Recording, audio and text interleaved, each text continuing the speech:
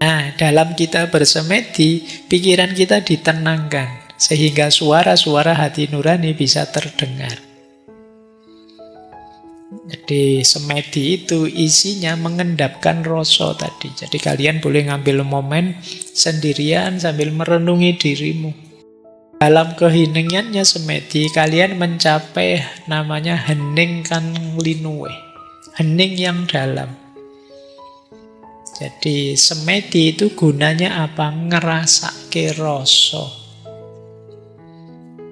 Merasakan rasa yang sejati. Rasa yang sejati itu yaitu kondisi kolbu kita, batin kita yang jernih sehingga bisa memantulkan cahayanya Tuhan.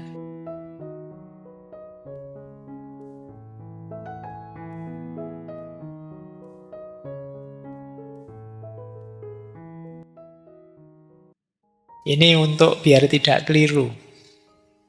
Jadi suara dari dalam itu secara umum nanti ada 3. Ada dari hati nurani tadi, ada dorongan nafsu, ada bisikan setan.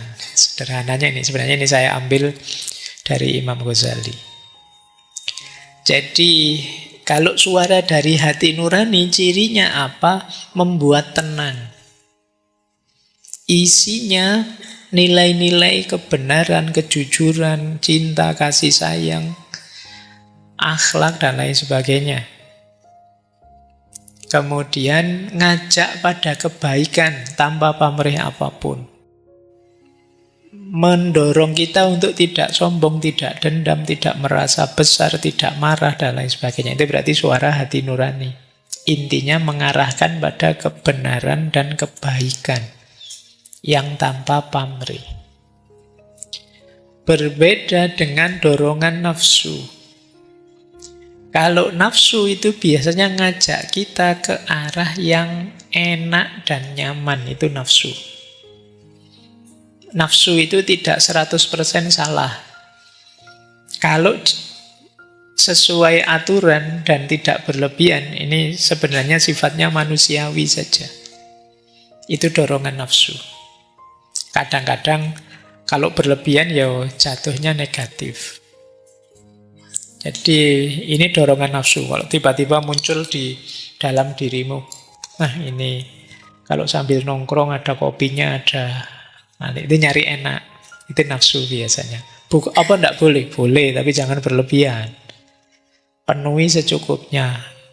Jangan ngopinya mulai jam 8 sampai jam 3. Kopinya sak cingkir kecil 1. Penjaga kafenya ngamuk-ngamuk. Nah, jadi dorongan nafsu itu cirinya mencari enak, mencari nyaman. Ya, kalau kita lupa dosis, ini akan jatuhnya negatif. Beda dengan suara hati tadi, pasti positif. Beda lagi dengan bisikan setan. Kalau waswasatus syaiton, bisikannya setan itu ngajak ke yang negatif, yang dosa, yang maksiat, yang merusak. Nah ini waswasnya setan. Biasanya terus membuat kita takut, gelisah, dan lain sebagainya. Kalau hati nurani membuat kita tenang. Kalau nafsu itu membuat kita nyaman. Kalau bisikannya setan membuat kita gelisah. Tapi hati-hati, nyaman yang tanpa aturan dan overdosis bisa jadi masalah, bisa jadi buruk yang semula manusiawi. Oke ya, jadi dengarkan suara dalam dirimu. Kalau itu mengajak pada kebaikan, menghindar dari dosa maksiat yang buruk, itulah guru sejati. Suara dari hati nurani.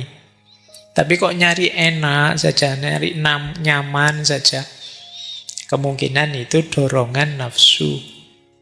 Tapi kalau ngajak kebaikan, ngajak keburukan, ngajak yang jahat, yuk daripada nganggur bikin hoax, yuk biar rame misalnya. Itu bisikannya setan. Ngerjain temen yuk daripada sepi kayak gini. Jadi itu ya untuk membedakan. Tadi kan guru sejati hadir melalui media hati nurani. Hati nurani ada dalam diri kita, tapi kita harus bisa membedakannya. Ini suara hati, dorongan nafsu, atau bisikan setan. Yuk, kita lanjutkan. Ini tiba-tiba tadi saya teringat hadis ini, makanya saya masukkan. Kalian mungkin pernah membaca atau mendengarkan hadis ini. Ini riwayat Ahmad dan Ad-Darimi. Jadi Rasulullah pernah bersabda begini, istafti kolbaka, mintalah fatwa kepada hatimu. Albirru matma'annat ilaihin nafsu, watma'anna ilaihil kolbu. Kebaikan itu adalah apa yang membuat jiwa merasa tenang dan hati merasa tentram. Wal ismu mahaka fin nafsi wa taraddada fis sadri. Sedangkan dosa itu apa yang membuahkan goncang atau keraguan dalam jiwamu dan gelisah dalam dadamu. Wa in aftakan nas, meskipun orang-orang sudah memberi fatwa padamu. Wa aftauka, dan mereka terus memberi fatwa padamu. Di sekeliling kita kan sering orang nasihati kita, ingin nuntun kita, mengarahkan kita, ngajak kita, sampai kita bingung. Pak Ustadz ini bilang begitu, Ustadz itu bilang begitu, saya ikut yang mana ya Pak? Kok bingung? Apalagi sekarang zaman medsos, itu materi berseliweran, tidak jelas. Kamu jadi, akhirnya mau tinggal semua kan. Nasihat-nasihat tadi, karena kamu kebingungan. Nah, kalau mengikuti sabdanya Rasulullah ini, istafti kolbaka. Coba minta fatwa hatimu. Cuma ini diingat-ingat tadi ada syaratnya ya. Hati yang bagaimana dulu. Tentu saja hati yang jernih, yang tidak kotor. Kalau dirimu hanya diliputi nafsu, amarah, dosa, maksiat, hatimu gelap, ya kamu minta fatwa hatimu, ya fatwanya ya untuk nyari yang gelap-gelap, yang rusak-rusak. Jadi istafti kolbaka, tapi syarat dan ketentuan berlaku ya. Jangan, saya sudah tanya batin saya, tidak apa-apa kok Pak. Ayo batinmu peteng, hatimu gelap, ya tidak apa-apa saja meskipun salah dan dosa. Jadi ketika nurani gelap, guru sejati memberikan apa saja ya tidak akan masuk. Jadi karena dia tidak jernih, tidak bisa menangkapnya. Sama seperti antena tadi, sinyalnya tidak nyambung. Baik, kita lanjutkan. Ini agak filosofis ya. Ini sebenarnya konsepnya Sunan Kalijogo. Beliau punya konsep sedulur papat limo pancer. Mungkin yang Jawa pasti pernah dengar istilah ini ya. Jadi kita itu punya 4 saudara. Dan ada pancer. Pancer itu pusat. Pusat itu ya diri kita sendiri. Ini pancer namanya. Nanti ini ada hubungannya dengan guru sejati. Jadi begitu kita lahir ke dunia, itu kita punya 4 saudara. Yang pertama kakang kawah namanya. Kakang itu kakak. Kawah itu ya kawah. Ini sebenarnya simbol dari ketuban. Ketuban itu waktu di perut ibu dia melindungi kita. Ketika kita akan keluar ke dunia, dia keluar dulu. Makanya disebut kakak. Jadi kita punya kakak namanya ketuban. Kita punya adik namanya ari-ari.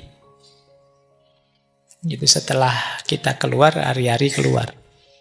Kita saat lahir disertai getih dan puser. Jadi kita punya kakak, adik, dan 2 saudara lagi. Jadi sedulur papat, 4 saudara. Itu kalau menggunakan konsep ini sebenarnya kalian tidak ada yang anak tunggal. Jadi pasti punya 4 saudara, tenang saja. Jadi kakang kawah, adi ari-ari, getih lan puser. Cuma ini ada filosofinya. Ini hubungan dengan unsur dalam diri kita. Kakang kawah mewakili unsur air. Adi ari-ari mewakili unsur tanah. Getih atau darah mewakili unsur api. Puser mewakili unsur angin. Ya. Nah, biasanya dimaknai kakang kawah yang unsur air tadi maknanya adalah perlindungan. Karena ketuban itu kan tadi melindungi kita. Kemudian dia keluar duluan, mungkin memastikan jalannya aman. Sehat untuk kita masuk ke dunia. Jadi senantiasa peduli dengan kita. Kita hidup perlu perlindungan.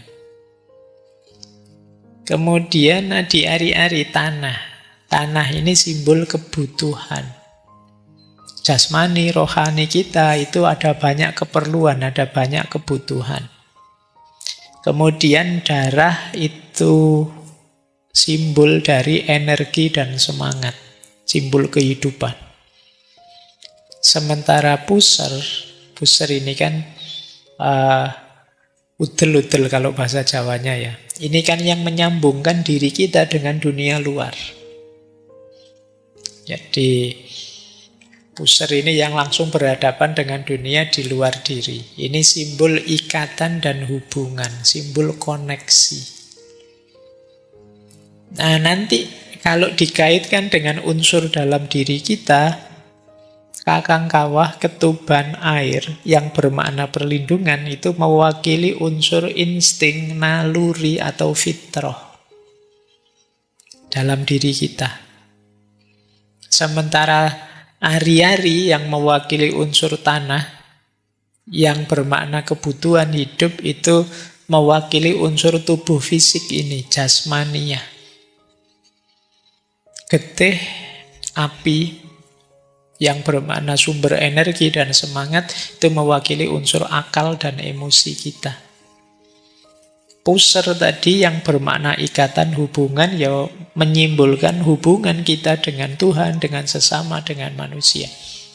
Dalam hidup ini kita perlu 4-4-nya. Harus selalu ada. Jadi karena salah satu tidak ada, hidup kita tidak akan seimbang. Jadi jangan main-main dengan 4 saudara kita ini. Kalau ada salah satu yang kita terlantarkan, hidupmu tidak akan bahagia. Menelantarkan insting, naluri, fitrah, sulit bahagia. Pak, saya tidak akan nikah Pak sampai besok. Nikah itu fitrah, insting. Tidak sekedar kalkulasi rasional. Kalau kamu tinggalkan mungkin ada yang kosong, ada yang hilang. Ada keseimbangan yang lepas dalam hidupmu. Kebutuhan jasmani, saya tidak akan makan Pak, saya mau hidup ini tirakat full 24 jam puasa, itu tidak mungkin. Mesti tidak seimbang hidupmu. Atau tidak perlulah Pak pakai akal, pakai emosi, itu sudahlah, saya ingin hidup itu spiritual full, itu juga akan membuatmu tidak seimbang. Termasuk kalau hubunganmu dengan Tuhan, dengan Allah, hubunganmu dengan sesamamu, dan hubunganmu dengan alam rusak, hidupmu juga tidak akan bahagia. Maka jangan main-main dengan sedulur papat ini. Dia akan jadi tiang yang menopangmu dalam hidup. Dialah yang mendukung 5 pancer. Yang kelima bagian pancer. Pancer itu bagian pusat diri kita. Nah, kalau sedulur papat tadi hidup harmonis, seimbang, cukup, maka pancer akan tenang. Pancer akan mutmainnah. Kalau pancernya mutmainnah, guru sejati akan hadir bisa membimbing. Karena di situ batin kita jernih. Ya, jadi ini hubungan antara guru sejati dengan diri kita sebenarnya, yang oleh Kanjeng Sunan Kalijaga disimbolkan dengan sedulur papat limo pancer. Ya, ini simba-simba kita mikirnya sampai sedalam ini tentang diri kita. Yuk, kita lanjutkan. Sekarang fungsinya guru sejati itu apa sih? Tadi kan kita sudah kenal apa itu guru sejati, kemudian hubungannya apa dengan hati nurani. Gunanya apa sih Pak guru sejati itu? Yang pertama, menuntun kepada kebenaran yang sejati. Kalau kita pergi keluar, kebenarannya ya kebenaran yang berjarak. Kebenaran yang kalau dalam epistemologi ya, kebenaran yang validitasnya paling tinggi itu kebenaran yang diperoleh melalui pengalaman langsung, adanya dalam diri kita. Saya kasih contoh ya, misalnya, menurutmu kopi ini manis enggak? Terus kamu diberitahu oleh takmir, Pak Faiz itu selalu minumnya kopi yang manis misalnya. Tapi kan kamu hanya diberitahu, manisnya kopi ini dari informasinya takmir. Nah, untuk tahu pastinya gimana, kamu minum saja kopi ini. Bismillah ya.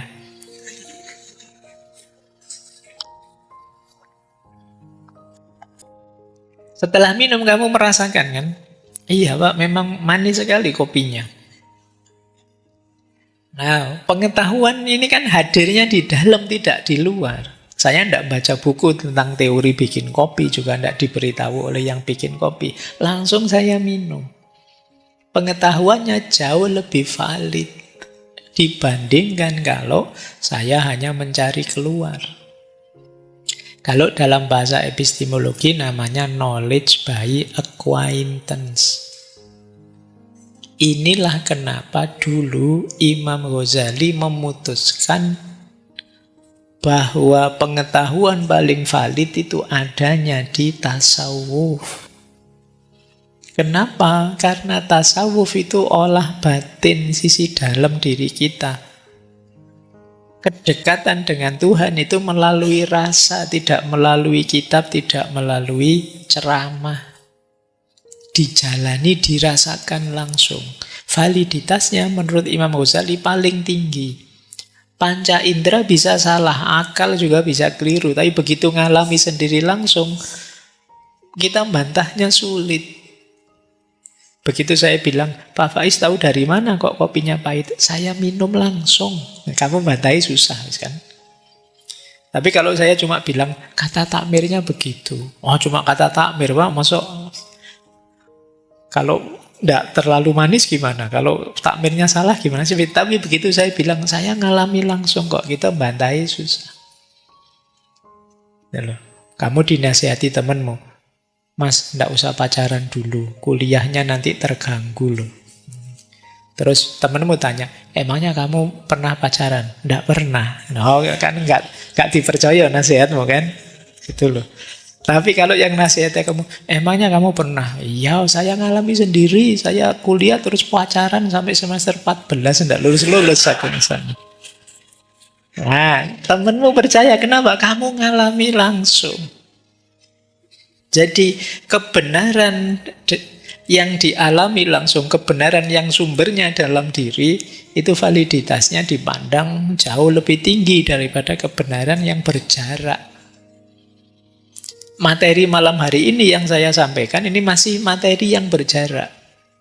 Kalian bisa ya, bisa tidak. Tapi nanti kalau ngalami langsung, misalnya kalian merasakan bisikan hati nuranimu, yang itu pancaran dari guru sejati, kamu akan lebih mantap. Iya ya, memang kadang-kadang hati saya itu bilang apa, menyuruh ini, nyuruh itu. Yang kadang-kadang saya merasa tidak terlalu suka, karena saya inginnya enak, tapi kok dia inginnya yang benar. Nanti kalian ngalami langsung. Jadi guru sejati menuntun kita ke kebenaran yang lebih sejati. Yo, kalau dalam epistemologi Islam ke aspek yang hakul yakin, yang tidak sekedar ilmu yakin maupun ainul yakin.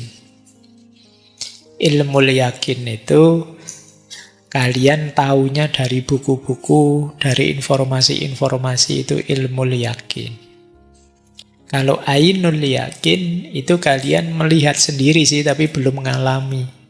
Kalau hakul yakin itu ngalami langsung. Kalian belajar kitab tentang sholat, itu ilmu yakin. Kalian lihat orang sholat, itu ainul yakin. Kalian sendiri yang sholat dan merasakan apa dan bagaimana rasanya seperti apa sholat itu, itulah hakul yakin. Jadi karena merasakannya dalam diri kita yang paling dalam. Jadi ini materi ini kalau dicari nanti ada di materi epistemologi. Yang kedua, guru sejati itu penyaring untuk kita memutuskan mana baik, mana buruk. Seperti tadi loh, hati nurani kita kalau kita milih yang buruk, dia akan memberontak. Dia akan tenang, nyaman begitu kita milih yang baik. Nah, ini kok bisa begitu Pak? Yang nuntun guru sejati dalam tanda petik.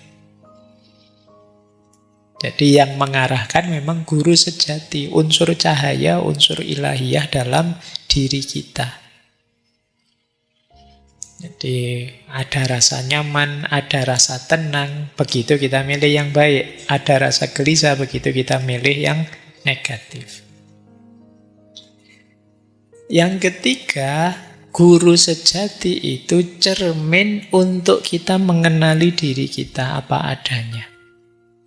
Kadang-kadang suara hati kita karena dituntun oleh guru sejati mengarahkan pada kebaikan, sementara nafsu kita mengarahkan pada yang enak saja sih. Meskipun kadang-kadang tidak terlalu baik. Nah ini jadi bahan refleksi kita. Jadi cerminan, oh ternyata aku itu orang yang masih begini. Ternyata aku itu orang yang sadar sih salah tapi ditabrak saja. Oh ternyata aku orang ini yang lama-lama mulai tidak peka lagi terhadap salah dan dosa. Jadi ini cerminan. Jadi tuntunan guru sejati akan menyadarkan kita tentang siapa kita. Makanya guru sejati itu disebut kompas spiritual. Dialah yang nuntun kita, mengarahkan kita.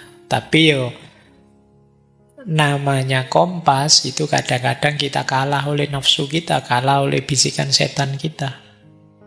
Yang di situ kemudian fungsi cermin kembali main. Iya ya, aku itu ternyata tidak sejernih itu, tidak sehebat itu cerminnya main.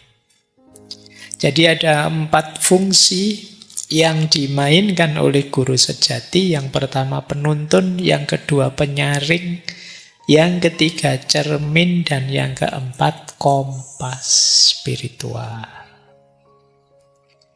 Yuk, kita lanjutkan.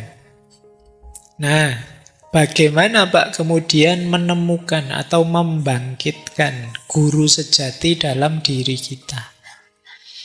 Apa yang harus kita lakukan? Ya dalam filsafat Jawa, secara umum jalannya 3. Yang pertama menyucikan hati, tazkiyatun nafas. Yang kedua laku prihatin atau tirakat.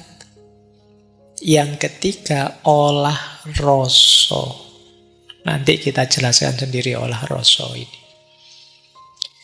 Tazkiyatun nafas berarti membersihkan hati dari sifat-sifat negatif, iri, dengki, benci, keterikatan.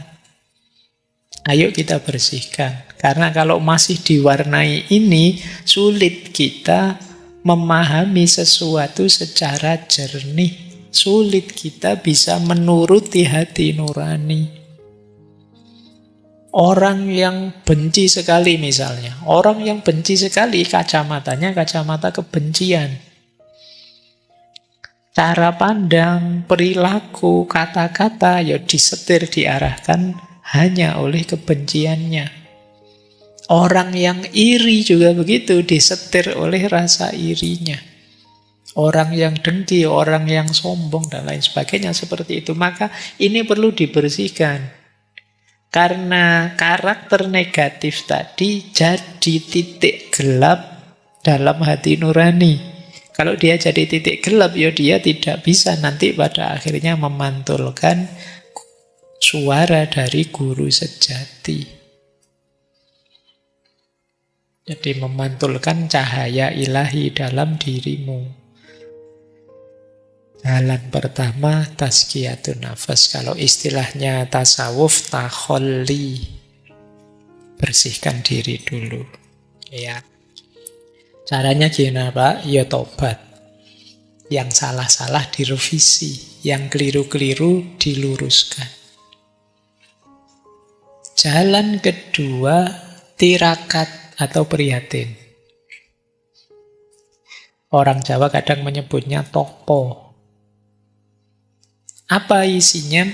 Mengendalikan diri, melatih kesabaran, menjaga hati dari godaan dunia, ini prihatin. Puasa, mengurangi makan, mengurangi tidur, ini laku prihatin. Bukan berarti karena tidak mampu, ya karena memang ingin melatih diri. Nah, alhamdulillah kan kalian kadang-kadang kan sudah tirakat karena memang tidak punya saja. Tidak apa-apa kan sekalian tirakat sudah, sekalian prihatin.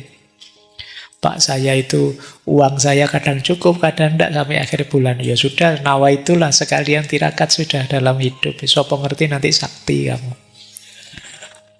Jadi ya memang ini jadi salah satu jalan. Untuk apa? Melatih pengendalian diri, kita perlu banyak latihan tirakat. Tidur itu enak, tapi kalau kalian bisa mengendalikan waktu tidurmu, akan lebih membahagiakan. Makan itu enak, tapi kalau kamu bisa ngerem hasratmu untuk makan, apalagi makan berlebihan, maka hidupmu akan jauh lebih terkontrol, dan keterkontrolan itu akan membuatmu jauh lebih bahagia. Itu kan rahasianya. Kenapa sih Rasulullah itu bilang makan saat lapar, berhenti sebelum kenyang. Dalam rumus makan ketika lapar dan berhenti sebelum kenyang, itu ada unsur tirakatnya. Ada unsur pengendalian diri. Dan jadi sekedar makan pun Rasulullah mengajarkannya ada unsur pengendalian diri, kontrol dirinya. Bukan sekedar masalah kesehatannya, ya pasti itu menyehatkan, tapi di situ kita belajar ngontrol diri kita. Biasanya kan makan itu, kalau apalagi makanannya enak, itu kita sak pol-pole. Jangankan sebelum kenyang, kalau kita kekenyangan pun ayo. Eman-eman Pak, nih kalau makan itu kan gongnya biasanya di belakang, yang enak-enak kamu makan terakhir kan. Justru itu disuruh berhenti. Wow, itu ganjel sekali itu. Tapi kalau kamu mampu seperti ini luar biasa. Jadi daya tirakat, daya prihatin. Buahnya apa Pak? Pengendalian diri.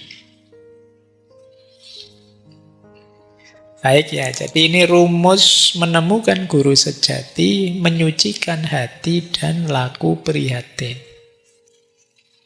Yang ketiga, olah rasa.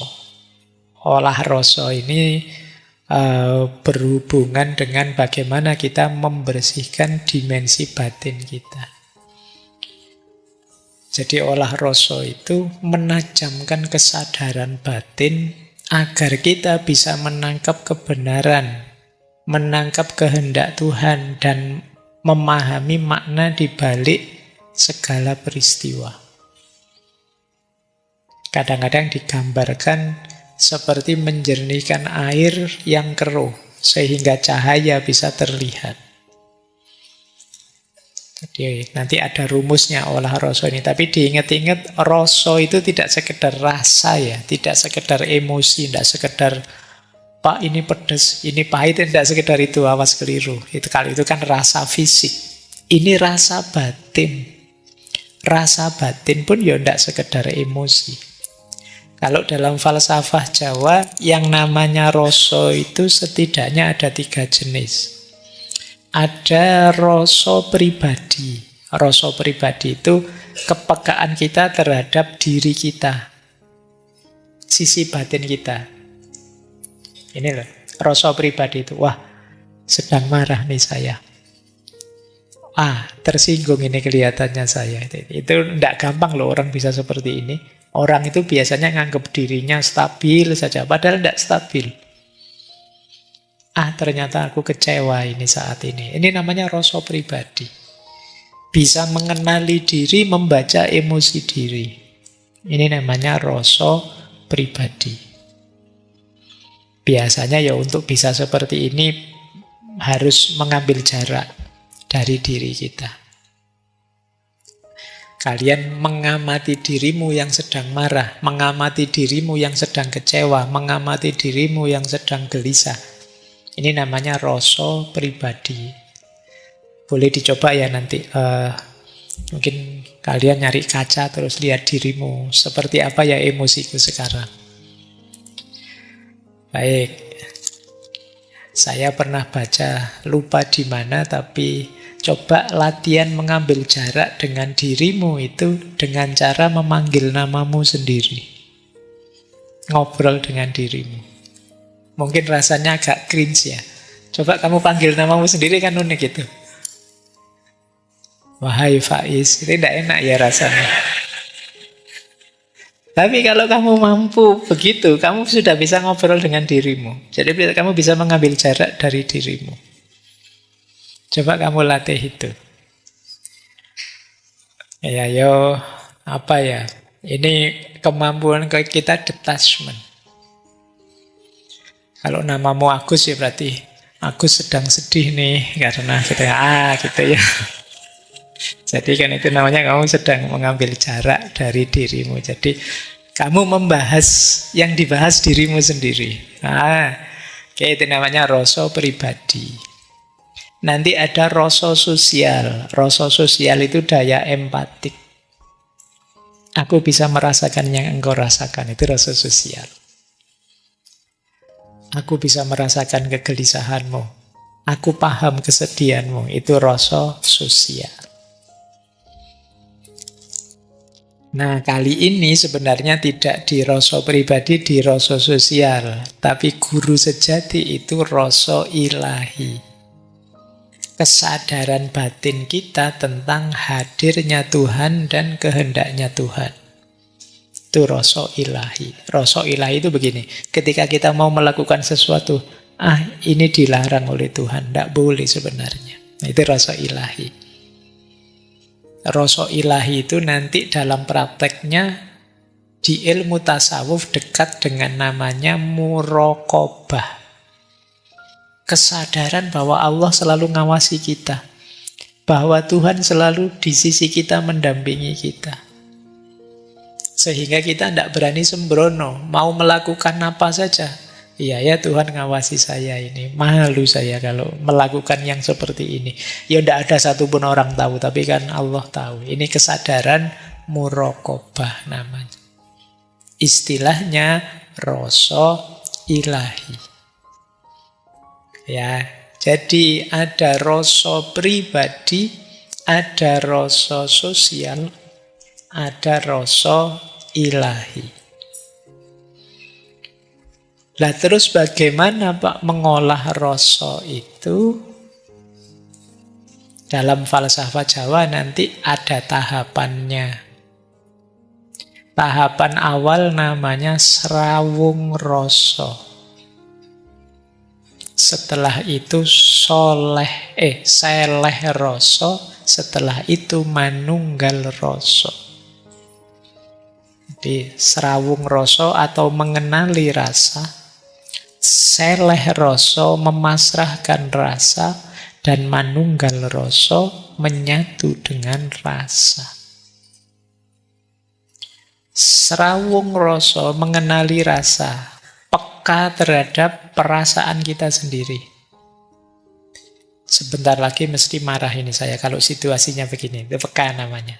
Ketemu orang model ini, secerewet ini tersinggung ya aku mesti. Nah itu. Kalau orang ngomongnya nyelekit sekali itu saya biasanya ndak betah, ndak tahan. Mengenali rasa dirimu.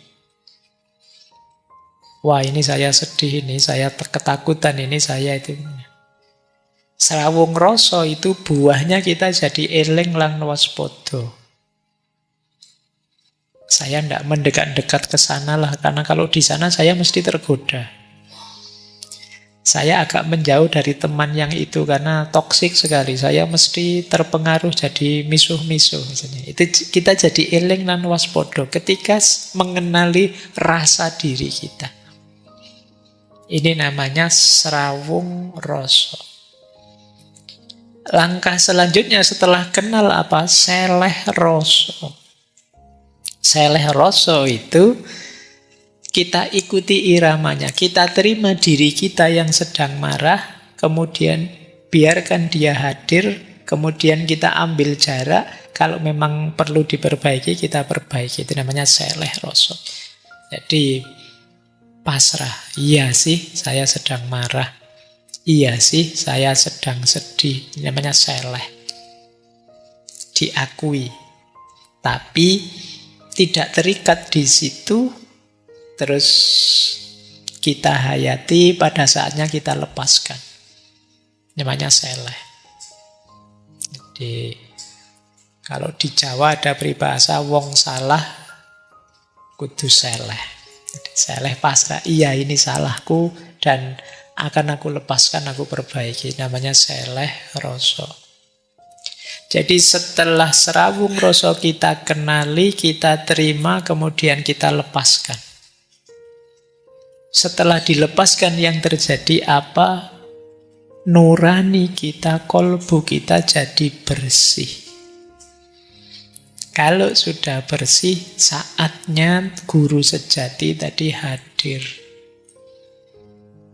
Masuk dalam diri kita. Nanti di situ ada istilah manunggal rasa. Karena guru sejati pasti mengarahkan ke yang baik-baik. Saatnya kita bersatu dengan rasa kita yang baik-baik tadi. Ada istilah nyawiji rasa. Kita bersatu dengan rasa ilahiyah. Ini nanti ada yang menggambarkan proses ini semacam manunggaling kawula Gusti. Tapi dengan definisi yang tidak sama persis dengan Al-Hallaj dan kawan-kawan. Jadi manunggaling kawula Gusti di sini bersatunya kehendak Tuhan dengan kehendak kita sebagai manusia. Yang kita inginkan itu, yaitu yang diinginkan Tuhan. Itu namanya kita sudah manunggal berarti. Kita sudah nyawiji. Allah menginginkan kita jujur dan kita juga senang kalau melakukan kejujuran. Itu berarti kita sudah bersatu. Allah menginginkan kita taat dan kita gembira menjalankan ketaatan itu. Kita juga ingin taat. Bersatu sudah. Nyawiji rasa, manunggal rasa. Jadi setelah serawung kita seleh, kita jernihkan diri. Setelah jernih kita bersatu. Hadirnya Tuhan dalam bentuk kebaikan-kebaikan melalui hati nurani. Itu yang disebut manunggal rasa. Ini tahapan-tahapan olah rasa. Dalam rangka apa? Membangkitkan guru sejati tadi. Dalam kolbu kita, hati nurani kita. Ada satu quotes menarik. Olah rasa adalah jalan sunyi kembali pada Tuhan. Ia tidak butuh kata-kata banyak, tidak butuh keramaian, hanya kesungguhan dan keheningan batin. Ya, nanti kalian renungi ya kalimat ini. Rasa iku guru sejati. Yen wis ngerti rasa, bakal ngerti kersane Gusti. Rasa adalah guru yang sejati. Jika sudah paham rasa, akan paham kehendak Tuhan. Rasa yang sejati adalah jernihnya hati nurani tadi. Baik, kita lanjutkan materinya. Nanti dalam konsep falsafah Jawa ada istilah samadhi atau semedi. Semedi mungkin kita membayangkannya orang yang diam, menunduk, dan lain sebagainya itu ya. Yo, ilustrasinya begitu. Tapi yang jelas, kalau dalam filsafat, semedi itulah wadahnya olah rasa. Apa sih semedi itu? Laku diam, hening, menyatu dengan kesadaran batin kita. Jadi proses rawung, kemudian seleh, kemudian nyawiji manunggal, itu bisa kita jalankan antara lain dalam proses semedi. Nah, ini kalau di tasawuf dekat dengan konsep uzlah. Ayo kita menjauh sebentar dari keramaian, mencari keheningan, membaca, memahami dimensi batin diri kita. Kenapa sih Pak kok harus semedi segala? Mbok ya biasa saja bareng-bareng orang, rame-rame. Logikanya begini. Kalau kita masih rame terlibat dalam keramaian, kita mesti sulit fokus. Jadi pikiran yang gaduh, pikiran kalau masih rame isinya macam-macam, itu nanti bisa jadi penghalangnya rasa yang sejati. Nah, dalam kita bersemedi, pikiran kita ditenangkan, sehingga suara-suara hati nurani bisa terdengar. Jadi semedi itu isinya mengendap. Nah, dalam kita bersemedi, pikiran kita ditenangkan, sehingga suara-suara hati nurani bisa terdengar. Jadi semedi itu isinya mengendapkan rasa tadi. Jadi kalian boleh ngambil momen sendirian sambil merenungi dirimu. Uzlah kemudian tafakkur tentang dirimu. Pahami isi hatimu, pahami suara-suara hatimu.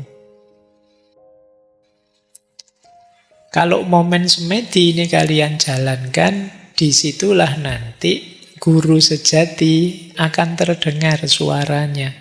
Hati nuranimu suaranya bisa kamu pahami. Jadi dalam keheningannya semedi, kalian mencapai namanya hening kan linuwe. Hening yang dalam.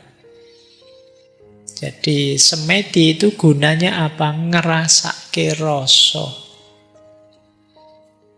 Merasakan rasa yang sejati. Rasa yang sejati itu yaitu kondisi kolbu kita, batin kita yang jernih sehingga bisa memantulkan cahayanya Tuhan.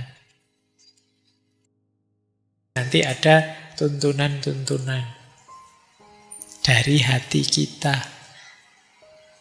Oke ya, ini kalau ada yang tanya, Pak orang Jawa kok kadang-kadang semedi, kadang-kadang nyepi sebentar, mengheningkan cipta, mencari kesepian. Itu dalam rangka mendengarkan suara hati yang jernih, yang tidak terkontaminasi oleh macam-macam ruwet gaduh di sekelilingnya.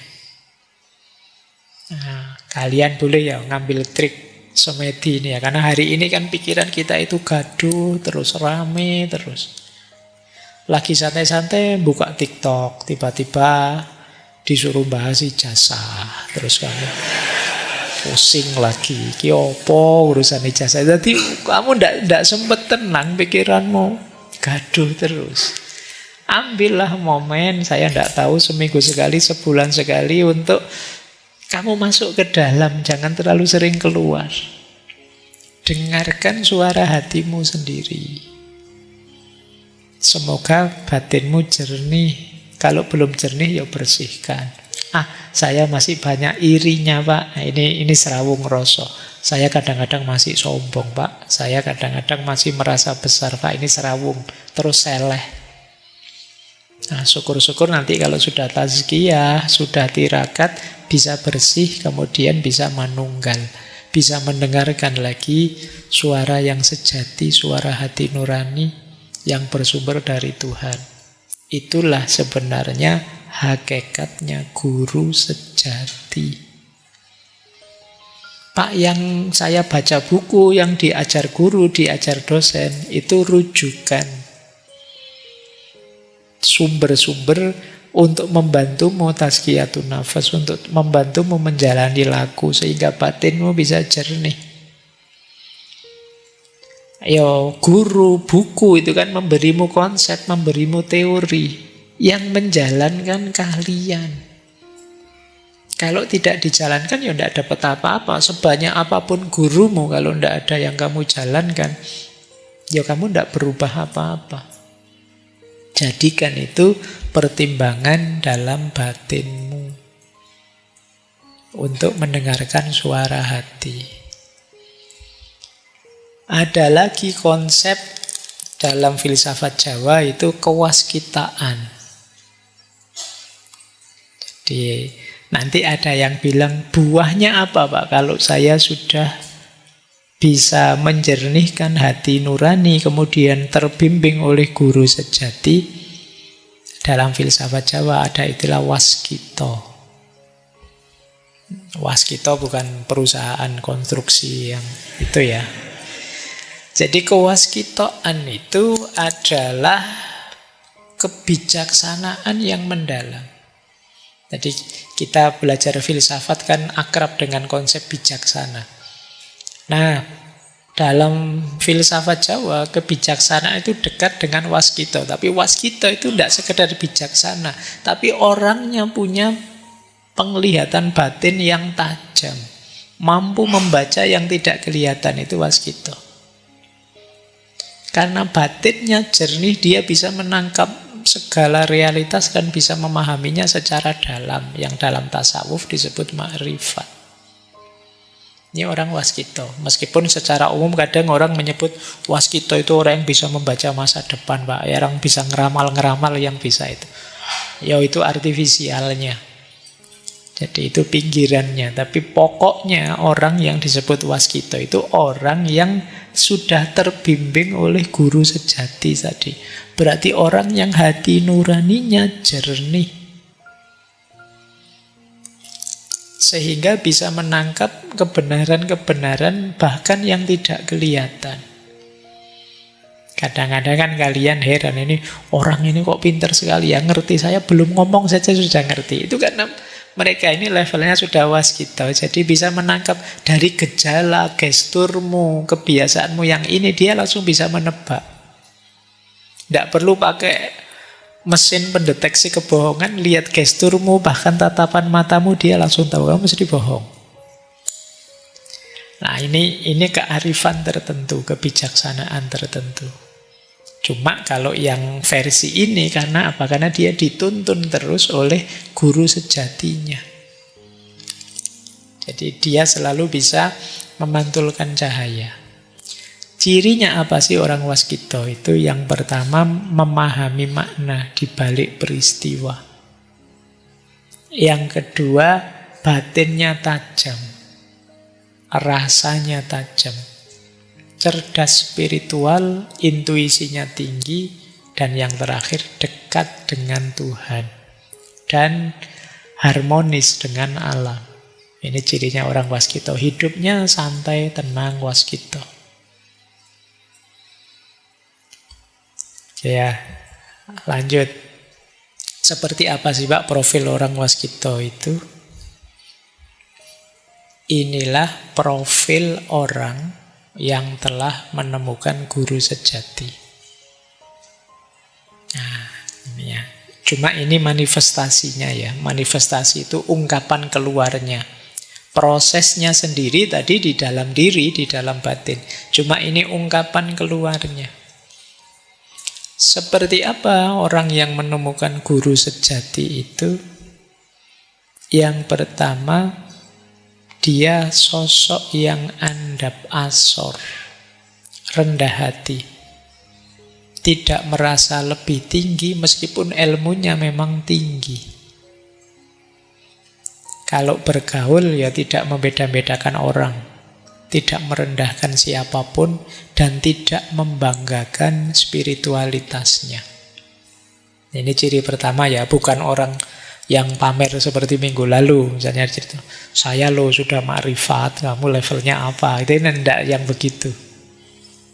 Jadi yang masih pamer belum nyampe dia. Orang yang sudah nyampe tidak akan banyak ngomong, justru. Sama seperti cinta, orang yang jatuh cinta itu biasanya tidak banyak ngomong, langsung saja action. Tapi yang belum jatuh cinta itu biasanya sibuk bikin seminar, webinar tentang cinta, tentang itu. Biasanya masih belum malahan. Itu kan seperti kata Jalaluddin Rumi itu loh. Ketika cinta belum ku alami, aku masih sibuk ngomong, masih sibuk seminar, ceramah tentang cinta. Tapi kalau sudah jatuh cinta, ya diam sudah. Sibuk menikmati cintanya dan mengaktualkan cintanya. Jadi kalian yang masih seneng tema-tema cinta, kemarin ada yang, Pak, kapan lagi Pak tema cinta Pak? No. Padahal tiap tahun sudah ada tema cinta, masih pingin lagi terus. Berarti ya kalian masih belum berarti. Jatuh cintalah dulu, baru bahas tentang cinta, tentang mahabbah. Oke ya, orang rendah hati tidak membangga-banggakan spiritualitasnya. Mungkin kamu tidak tahu orang ini spiritualitasnya tinggi, karena dia tidak pamer. Yang kedua, sumeh dan welas asih. Sumeh itu ramah. Sumeh itu terjemahan mungkin kalau dalam bahasa Arab itu basam, murah senyum. Welas asih, penuh kasih sayang. Wajahnya teduh, terbuka. Orang melihat ikut damai. Kan kadang-kadang ada di sekitar kita, kita lihat wajahnya orang itu rasanya pingin ngamuk, pingin jotosi aja. Wajah kok nyebeli pol kan ya. Tapi orang ini, orang yang sudah menemukan guru sejati, biasanya tenang, teduh, mudah memaafkan, tidak pendendam, hatinya lembut, tidak mudah menghakimi. Dia tahu setiap orang punya laku hidupnya masing-masing. Jadi tidak menganggap orang lebih rendah, lebih jelek, enggak. Orang punya ceritanya sendiri-sendiri. Tidak pada tempatnya kita menghakimi orang lain. Nah itu jadi kehadiran orang ini biasanya menenangkan, menggembirakan. Kemudian meneng lan eling. Meneng itu hening, tidak banyak ngomong. Ngomong itu kalau perlu saja. Lebih senang mendengarkan daripada bicara. Ini dalam hidup sehari-hari ya, bukan dalam kajian ini. Kalau di kajian ini saya yang paling banyak ngomong, kamu mendengarkan. Nah, dalam hidup sehari-hari tidak banyak ngomong. Kalau ngomong sifatnya ngemong. Ngerti ya? Ngomong yang ngemong. Ngomong yang ngemong itu ngomong yang tidak dominan, tidak hegemonik. Jadi kata-katanya mengayomi, menyejukkan. Kalau dia ngomong, batin kita tenang, tentram. Kita tidak terancam oleh kata-katanya. Karena ada kita itu orang, saya nggak mau deket-deket dia, kalau ngomong nyelekit. Kan ada yang begitu. Kalau ngomong menyakitkan hati, ada yang begitu. Nah ini kebalikannya. Orang ini kalau ngomong membuat orang tenang. Situasi panik begitu dia ngomong, tenang sudah, tidak apa-apa. Oke, ini profil guru sejati. Dan senantiasa eling lan waspada. Ada lagi ciri mereka ini tidak mencari pengakuan. Tidak butuh pujian, sanjungan atau follower. Tidak dijempoli juga tidak apa-apa. Tidak dikomen juga tidak masalah. Dia tidak perlu itu. Kalau masih mencari pujian, sanjungan, pengikut, mencari kemasyhuran, ya berarti masih belum ketemu guru sejati. Tidak suka pamer keistimewaan, kebisaan. Kalau bahasa hari ini tidak suka flexing. Hidupnya biasa saja. Istimewanya apa? Batinnya selalu terhubung dengan Tuhan, terhubung dengan Allah. Kenapa? Nuraninya jernih, sehingga bisa terus menerima pancaran ilahiyah. Kemudian cirinya lagi sumunar, bercahaya, meskipun dia tidak memamerkan dirinya. Jadi meskipun dia sembunyi, tidak banyak bicara, orang tentram. Kalau ada masalah, dia bisa jadi solusi. Kehidupannya sendiri jadi teladan. Ini namanya orang yang bercahaya, sumunar. Orang seperti ini tidak perlu pamer, tidak perlu mencari follower pun ya orang akan hormat, respect, cinta padanya. Kemudian yang terakhir profil guru sejati itu tetek lang temen, teguh dan jujur. Tidak mudah goyah oleh ujian, fitnah, cobaan. Jujur dalam laku batin dan tindakan lahir. Tahu yang benar dan berani menegakkannya.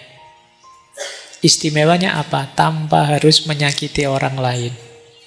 Karena kadang-kadang kita berjuang menegakkan kebenaran sambil menyakiti orang lain.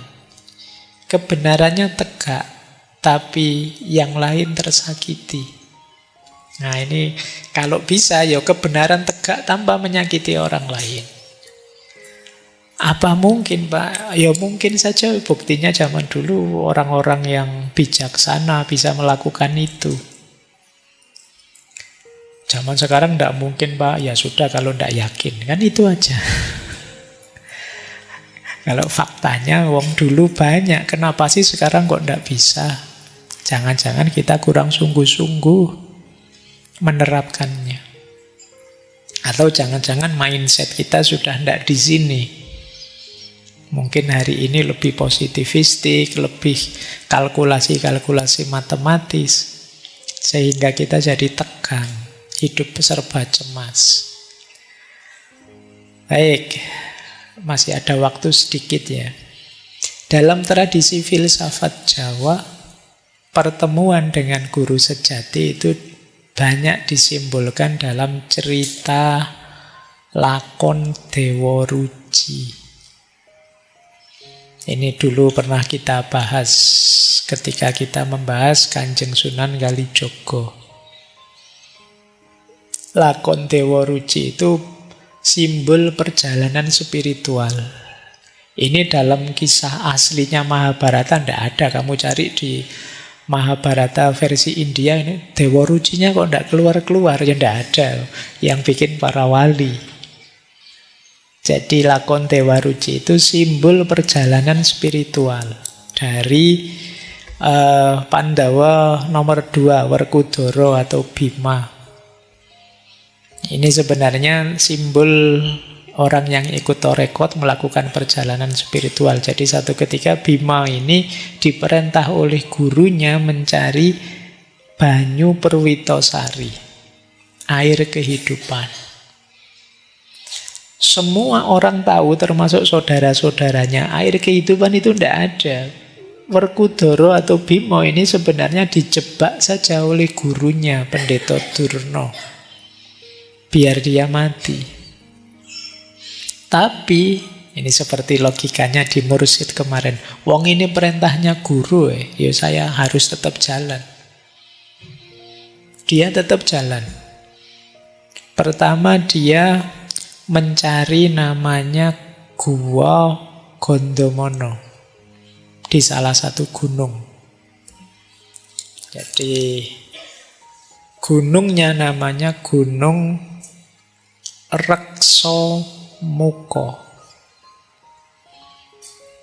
Nah, di gunung ini dia ketemu dua raksasa, bertarung dengan dua raksasa ini dan menang. Setelah dua raksasanya kalah, dia didatangi oleh dewa. Kamu dibohongi oleh gurumu, kamu pulang saja. Tidak ada air Perwitosari. Terus dia pulang. Begitu dia pulang, sama gurunya diperintah lagi. Oh iya, memang di gunung itu ndak ada. Saya kemarin cuma ngetes kamu kok. Adanya air Perwitosari itu di setengah samudera. Dia pun tetap berangkat. Sudah dibohongi, yang kedua kalinya tetap berangkat oleh gurunya. Berangkatlah dia ke tengah samudera, yang di situ kemudian bertarung dengan ular naga namanya Amburnowo. Dalam pertarungan itu dia menang. Setelah menang bertarung, bertemulah nanti dia dengan dewa kecil sekali. Badannya kalau di wayang itu besarnya cuma setelapak tangannya seperti di gambar itu. Yang wajah dan posturnya persis seperti dirinya. Nah ini seperti tadi ya, ternyata guru yang paling sejati itu ya dirinya sendiri. Jadi ketemu Dewa Ruci versi kecil dari dirinya, tapi Dewa. Nah, Dewa itu simbol yang berhubungan dengan Tuhan. Disitulah nanti dia oleh Dewa Ruci diminta, kamu masuklah ke dalam diriku. Karena air Perwitosari itu tidak ada di mana-mana, adanya dalam dirimu. Maka masuklah ke dalam diriku, karena ya aku ya kamu sebenarnya. Kan terus bingung, gimana saya sebesar ini harus masuk dalam Dewa Ruci yang kecil itu. Masuknya lewat mana juga? Kata Dewa Ruci, kamu masuk lewat telinga kiriku. Itu lebih aneh lagi, masuk lewat telinga caranya gimana? Kata Dewa Ruci, pokoknya kamu nawa itu masuk saja sudah. Dan ternyata benar, bismillah nawa itu masuk. Jadi hal yang tidak mungkin jadi mungkin. Ini logiknya dunia. Kalau dikalkulasi matematika tidak nyambung sama sekali. Tapi dalam ceritanya, wong ini cerita simbolis. Masuklah dia dan di dalam dia dapat banyak pelajaran. Itu simbolisme perjalanan spiritual, termasuk menemukan guru sejati namanya Dewa Ruci, yang tidak lain adalah dirinya sendiri. Tapi versi cerah, versi hati nurani yang bisa nyambung dengan unsur ketuhanan. Cuma itu tadi, ternyata yo laku sebelumnya itu yo rintangannya. Jadi tadi air Perwitosari, banyu Perwitosari itu simbol hakikat, simbol ilmu sejati. Kenapa Werkudara yang diambil? Karena Werkudara ini simbol seorang salik, orang yang menempuh jalan spiritual dari profilnya. Dia ini tegak, kokoh, gagah. Ini simbol orang yang istiqomah. Bajunya Werkudara itu kan hitam putih. Ini kan yang di bawah itu sarungnya itu kan hitam putih, namanya kain poleng. Itu menunjukkan dia ini orangnya tegas. Kalau benar ya benar, kalau salah ya salah. Senjatanya namanya kuku Ponconoko. Yang membuat dia berdaya itu dia kukunya. Ponco itu 5, noko itu kekuatan. Yang punya 5 daya. Ini nanti karena yang membuat para wali nanti dihubungkan dengan rukun Islam, dengan agama. Kemudian Werkudara itu kalau ngomong itu selalu pakai bahasa ngoko. Dia tidak pernah pakai bahasa halus pada siapapun. Ini sebenarnya simbolisme tauhid. Tauhid itu egaliter, setara. Posisi apapun seseorang itu sifatnya sama saja di hadapan Allah. Karena manusia di hadapan Allah itu ya antara kholik dan makhluk. Siapapun dia di posisi apapun ya sama-sama makhluk. Maka Werkudara ya pakai bahasa ngoko. Kemudian dia seorang pahlawan, pelindung keluarga, pelindung masyarakat, punya komitmen mencari kebenaran dan patuh pada guru. Ini tipe seorang salik. Jadi kalian kalau ingin melakukan perjalanan spiritual, syarat-syaratnya ada di Werkudara. Terus tadi naik gunung Rekso Muko. Rekso itu ngerekso, memelihara. Muko itu wajah. Ini sebenarnya simbol pengendalian diri. Jadi untuk menempuh perjalanan spiritual harus mau dan bisa mengendalikan diri. Kemudian masuk ke hutan namanya Tikbrosoro. Tikbrosoro itu artinya keprihatinan dan ketajaman. Jadi menempuh jalan spiritual itu perlu keprihatinan yang dalam. Demi jiwa yang jernih, demi cipta yang tajam. Nanti ketemu halangan namanya raksasa tadi. Dua raksasa, yang satu namanya Rukmuko, yang satu Rukmokolo. Ternyata halangan yang berat bentuknya raksasa itu simbol kamukten dan kamulyan. Jadi kemuliaan hidup, kekayaan itu sering jadi halangan untuk kita menempuh jalan spiritual. Kalau kesulitan hidup kadang-kadang malah membuat kita lebih dekat dengan Allah. Tapi begitu diberi sukses, diberi enak, diberi nyaman, kalau dalam tasawuf diberi karomah-karomah, kadang orang terlena. Merasa sudah cukup. Padahal belum, karena akhir perjalanannya kan Tuhan. Kalau ular naga tadi yang bertarung di laut itu simbol batin yang jahat. Hati yang kotor, itu harus ditaklukkan. Jadi kalau sudah bisa mengendalikan diri, mau tirakat dan tidak tergoda oleh kemuliaan kenikmatan duniawi, serta bisa membersihkan sifat jahat dalam diri, maka kita akan bertemu guru sejati. Masuklah ke sana, di sana ada banyak pelajaran, banyak kejernihan. Ringkesnya itu perjalanannya Werkudara di perutnya Dewa Ruci. Ini ada pelajarannya. Yang pertama dia ketemu cahaya-cahaya 5 warna, namanya Poncomoyo, yang oleh Dewa Ruci disuruh mengabaikan saja, dicueki saja. Poncomoyo ini simbol kenikmatan indrawi, panca indera. Kenikmatan indrawi lewati dulu, lewati saja. Jangan berhenti di situ. Banyak orang berhenti di kenikmatan panca indera. Kemudian ketemu lagi 4 warna. Ada warna-warni cahaya 4. Yang ini simbol nafsu dalam dirinya. Ada warna hitam. Warna hitam simbol nafsu lawamah. Yang ini menjauh dari kebaikan. Isinya mendorong pada yang negatif. Ini nafsu lawamah. Kemudian ada lagi warna merah. Warna merah simbol nafsu amarah. Nafsu amarah berarti ambisi, keinginan, agresi yang membuat orang tidak waspada.